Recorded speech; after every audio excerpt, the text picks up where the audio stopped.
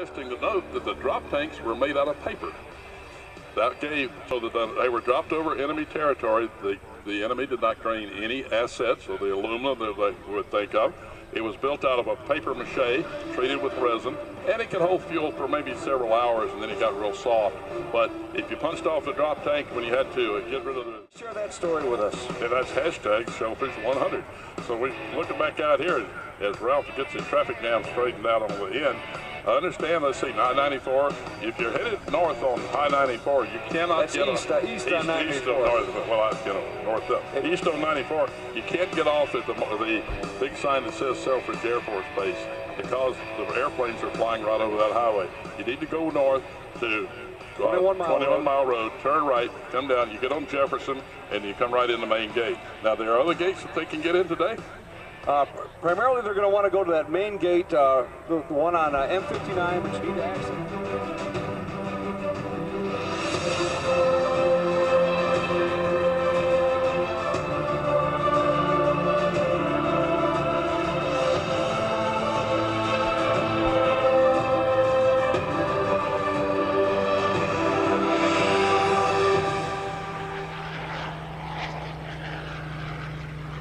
And we're back live here. Dan, that's a Hurricane. That's a British airplane. Well, now that one was never stationed at Selfridge. That is a British. Briefly flew those aircraft. Well, we also had pilots before America entered the Second World War. We've got the American Volunteer Group. We're going to see one of their airplanes join the RCAF or the RAF to fly, and those were the Eagle squadrons. Right, and of course they flew with with either the Canadian Air Force or with the British Air Force, which at Canada at the time was still part of the British Empire. So they went over there to fight oppression because they were interested in supporting a free world and a free people, and that's what the United States military continues to be all about today. Going out there and, we talk about the Special Forces, and their motto is, let's see, liberate the oppressed in Latin, and exactly what they're doing that way. We can talk a little bit about the Hurricane as it comes by on a flyby. This is one of the few Mark IV Hurricanes fly. And although the Spitfire became much more famous, it was the Hurricane that actually defended Britain during the Battle of Britain, when the German Luftwaffe was coming across Britain into submission. Well, the Brits didn't take it, and as Winston Churchill became Prime Minister, he offered nothing but blood, sweat, and tears.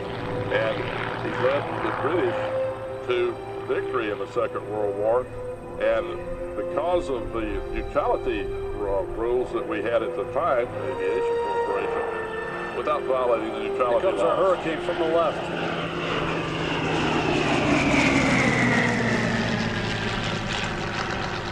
Airplane lovers, we all love to hear that sound, and a lot of times even feel that sound. And as we progress through the progression of aviation today, I invite you to just listen to some of the difference. And here comes our P-40 Warhawk. Now that's a beautiful aircraft.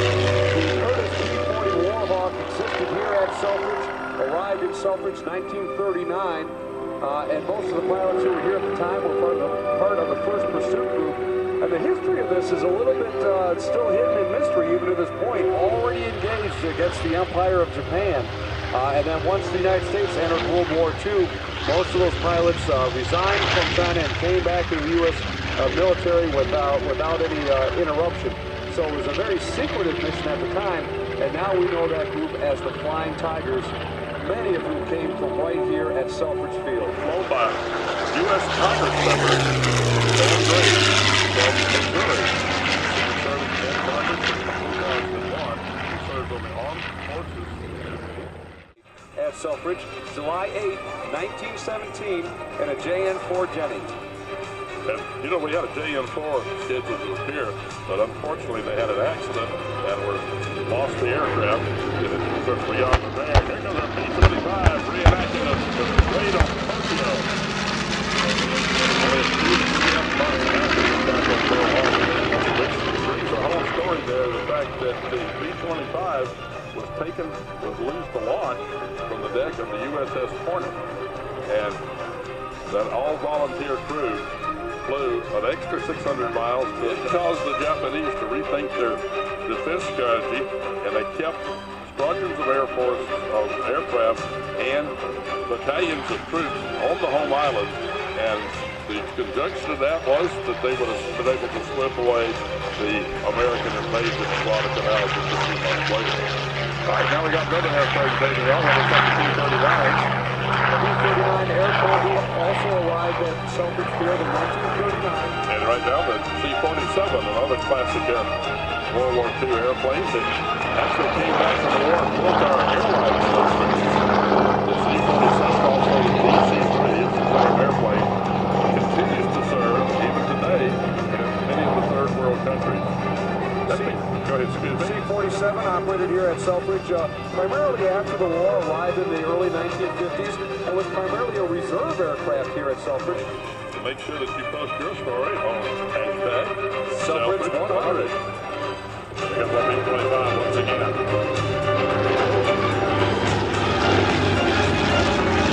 B-25, of course, that distinctive double tail, and really was a light bomber in the World War II era. If you get a chance to go over and see them on display, you'll see it's quite a bit smaller. All of these aircraft were based down at Little Rock, the large airplane, excuse me. And here comes that.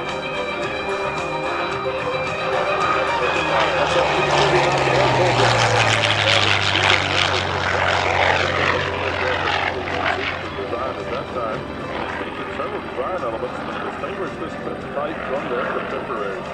Chief among these are the internal layout. The Allison series engine is mounted in the middle of the fuselage, just aft of the cockpit. The early P-39 forms, this meant the intakes were added to the sides of the fuselage, just aft of the cockpit. Other forms of mounting for these intakes among the wing roots, and most notable, the assemblies for the empennage of the aircraft, which a traditional T arrangement was into a single vertical fin. The P-39 also features powered tricycle landing gear, a system that is a relatively new concept and a heart of the aircraft design at the time. As the C-47 goes across, the P-39s that were based here were, like you said, were mostly training aircraft, and the airplane really did not suit the U.S. Army Air Force. The aircraft were exported on a low-rate program to Russia. The Russians absolutely loved it because of that cannon. The fired crew opened the panzers, the German panzers, like opening a can of sardines. And the Russians used this aircraft very effectively in their offense against the German invasion. Operation Belarus, I believe that was, that started shortly after the German imperial government. That's probably one of the turning points in the war, which gets very little acknowledgement in our history books, was the day that Stalin did not evacuate Moscow. He stayed in Moscow and rallied the troops and turned the tide of the German advance. And really, at that point, again, before America's entry into the Second World War, it probably wasn't the Russian advance troops, and then the Germans made a fatal error when, after America declared war on Germany, Germany declared war on America. And if my wife likes to tell me as I'm watching a World War II documentary on television, she'll walk through and say, "I hate to spoil it for you, but we watch." You can walk through. We'll be seeing that fly a little bit later. But also, all of our military services are out here. And if you are a young person or you have influence over a young person, you need to have them talk to a recruiter and just find out what the opportunities might be for them. As we see our, this is the B-17. This is the B-17 coming in. This was the heavy bomber at the start of the war. And an interesting side note to show the advancements, those A-10s that are parked across the ramp out there can carry more bombs than this 4-engine bomber. I want to really encourage you to go over and check out these bomber aircraft. Operates an air museum down in Ypsilanti. And now we're getting, here comes our P-51 coming across. We can tell a great story trainer again. Again, right here at aircraft are very, that's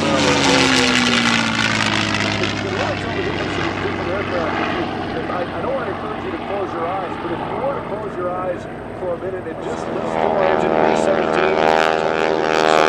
now the T-6 is taking off.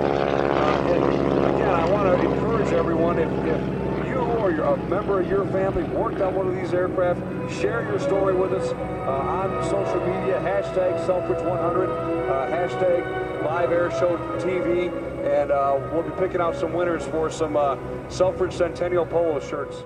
Accumulated thousands of hours as crop dusters at A1 Spring Service Incorporated, Oregon to Washington. And that's how the family relationship here at Selfridge works. The family of the Selfridge family.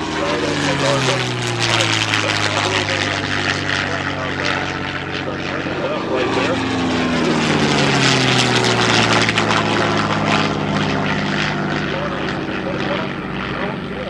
The British, the RAF, needed fighters. They had pilots, but they didn't have enough airplanes. Before the America's entry into the war, the Harvard, as the Brits called the T-6, manufactured airfields and literally pushed across the border into Canada. They weren't sold, so our neutrality stayed effective. Judge Kindleberger didn't want to produce somebody else's airplane, so we convinced the British flying authority, the purchase department for the RAF, that they could have a brand new airplane in 120 days. 117 days after the contract was signed, the P-51 lifted off.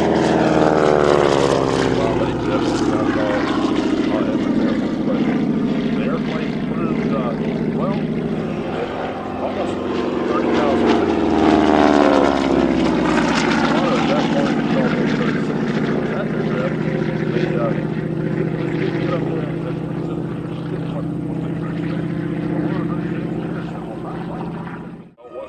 The advent of that was probably the finest propeller-driven fighter aircraft ever developed. And those Rolls-Royce Merlin engines, most of the P-51s we see flying today are flying behind Packard-built Rolls-Royce Merlins. And why does that work into us here at the Selfridge? This facility, known now as Selfridge International Guard Base. One of the things that happened here during World War II, there's a lot of World War II. Flying for us today is sporting a completely red tail. And for those of us that know our military aviation background, that red tail can only mean one thing. That means it's flown by our Tuskegee Airmen. And the Tuskegee Airmen really didn't come known by the name Tuskegee Airmen until after the war, because those Tuskegee had a number of places. One of the places where they operated was right here at Selfridge Field, Selfridge Army Airfield, performed at an incredibly high level during the war. And that really led to the decision shortly after the war to desegregate the U.S. Armed Forces. A very large display over the static aircraft area. That's where the aircraft are parked. And the Tuskegee folks would love to tell you a little bit about their program. They do a tremendous job of educating young people about opportunities that exist not only in the armed forces, but in a variety of technical and engineering fields.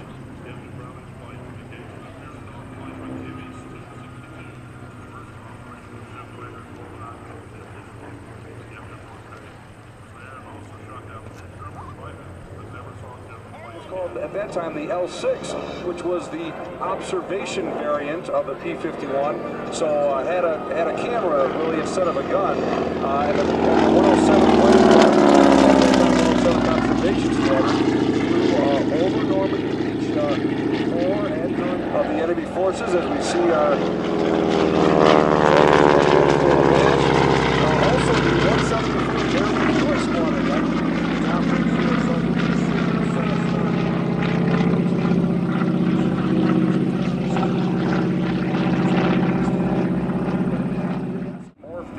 Today's 171st.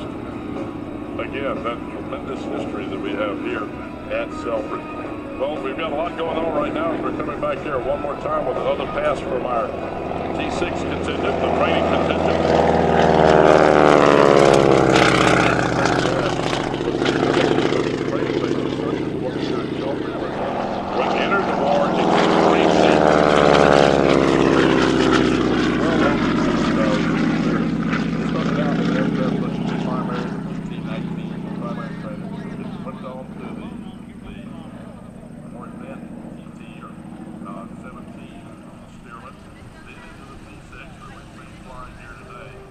group of these airmen served at Selfridge during the Second World War, and the history at the Michigan base is filled with stories of ugly bigotry, including the shooting of a quote-unquote colored enlisted man by the base commander, shot only based on the color of his skin. Despite these and other hardships, the dedicated service of the Tuskegee Airmen during the war ultimately led to the complete desegregation of the armed forces after World War II. And we're going to see the red-tailed P-51 in an acro demonstration here in just a few minutes, but I hope you were watching both the screens and all live as our B-17 came across on the bombing station. Here comes the B-25.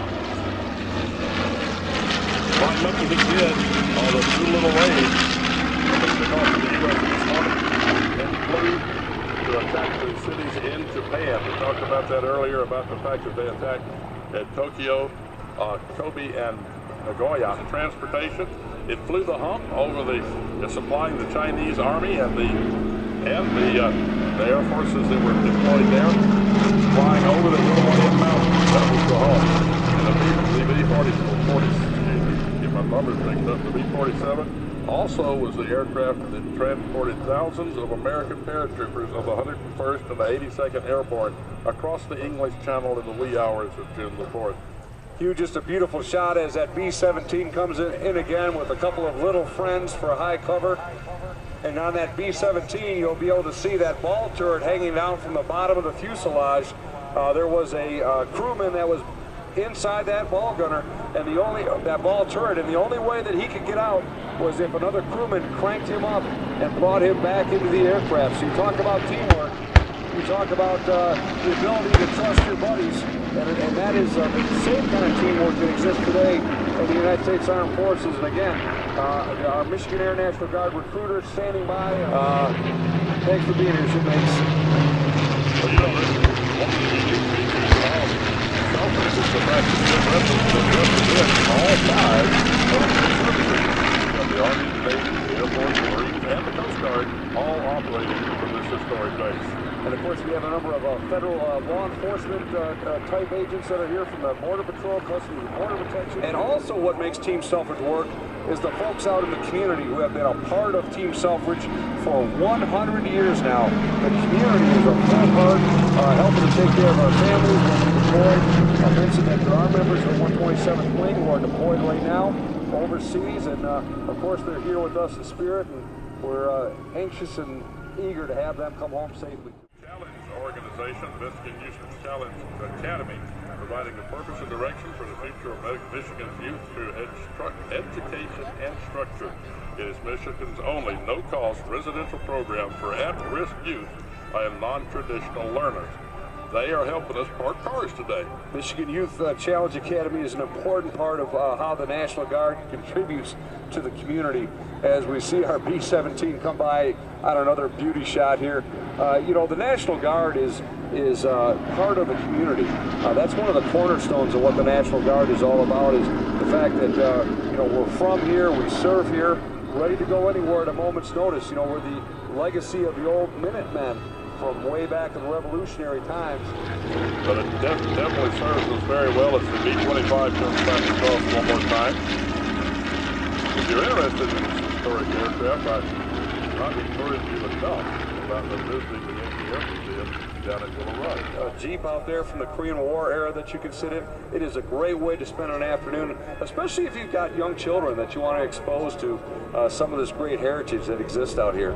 The opportunity to get up close and personal. And that's one of the advantages we're doing right here today, that we open the gates and allow our civilian family from the Selfridge area to come out and see the base and see what really goes on out here. This is not a secret society. This is an active military base, and the changes in the direction of the Air National Guard. I spoke of it earlier that I was a member of the South Carolina Air National Guard about 30 years ago. B-40. B-40 on a high-speed pass. High-speed pass. Today is not that way. Out on the deck. Oh, yeah. Give us a demonstration of the capability of pointing. Got a little secondary explosion out of that. Our A-10 here in a little while, too. Talk about the ability to bring the tanks to the bad guys. as our P-51s make another appearance. Again, P-51 was part of the Michigan National Guard inventory, operated here both as the P-51 after the Air Force decided to make the transition from pursuit aircraft with the P to fighter aircraft with the F. That happened in the 1950s while we were flying the P and F-51. And at that time, the Michigan Air National Guard was operating down at what's now known as Detroit Metropolitan Airport, and then moved here to Selfridge in 1971 when the Air Guard took over. As our our B-17, B for bomber, B-17 taxis in to the left, and we'll head back over to the display area, and you can stick your head up inside the bomb bay of that aircraft. Yeah, when you crawl in, if you think you can tour the inside of the airplane, all donations and just keep it flying. But could you imagine a 19-year-old young man going through training in the back of the airplane with 50 degrees below outside? You pull out the access panel to get that 50 degree, minus 50 degrees. There you go, minus 50 degrees. Oh yeah, I let somebody stay out there. And you're separated from that environment and all of the machine guns that are firing at you. That's the, Eric coming across one more time. You mentioned several times the importance of our veterans organizations that are here today. I know the DAV is over there, the Blue Star Mothers, an incredibly important organization who are here with us today. And I just want to mention how important it is for our veterans to continue to be part of the Selfridge family. When I was in high school, my next door neighbor was a World War II B-17 veteran. He really encouraged me. I'll tell you what, thank heavens he did. Well, being a member of the Guard is equipment that you're able to work on. As we've talked about, we're trying to get the F-35 to be stationed here. And if that is going to be a tremendous boost to not only the economy that we have here, but also that airplane is a fifth-generation aircraft. It has systems in it that are beyond my capabilities, and I have an engineering degree. So, with being a member here of this organization, you're allowed and you're able. Coming by, these are photo passes coming by here right now. It's our P-40 Warhawk.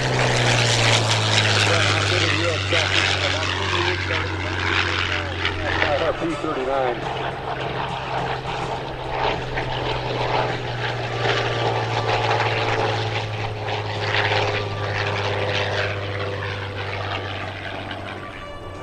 As we watch these veteran Warbirds come by, and I know we're looking forward to seeing that F-35, but I gotta be honest with you, I can watch this P-51 fly overhead all day.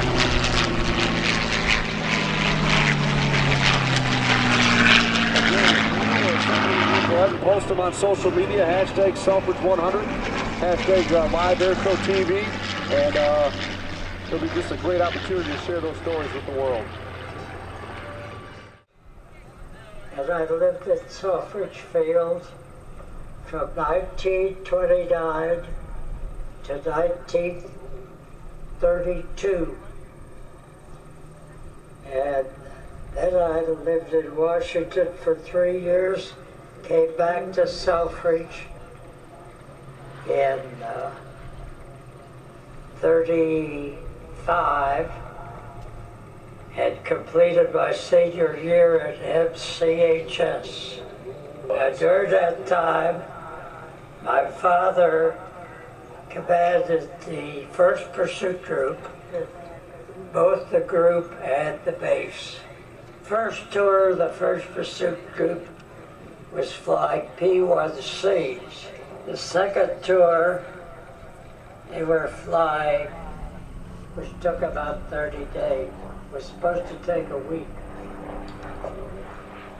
My father had reserved a plot in Arlington Cemetery, and he died. He decided not to take advantage of the reserved plot, instead to be cremated and have his ashes scattered over.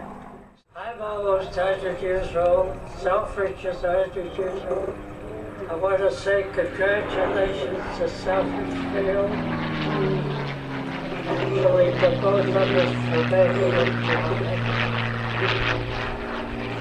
We talk about how the United States Air Force is a family, how Selfridge is a family. We had Family Day out here on Friday. We just heard from one of the senior members of our Selfridge family, and Ralph Royce II. Would you please wave to the crowd? Ralph here wearing the yellow Air Boss shirt.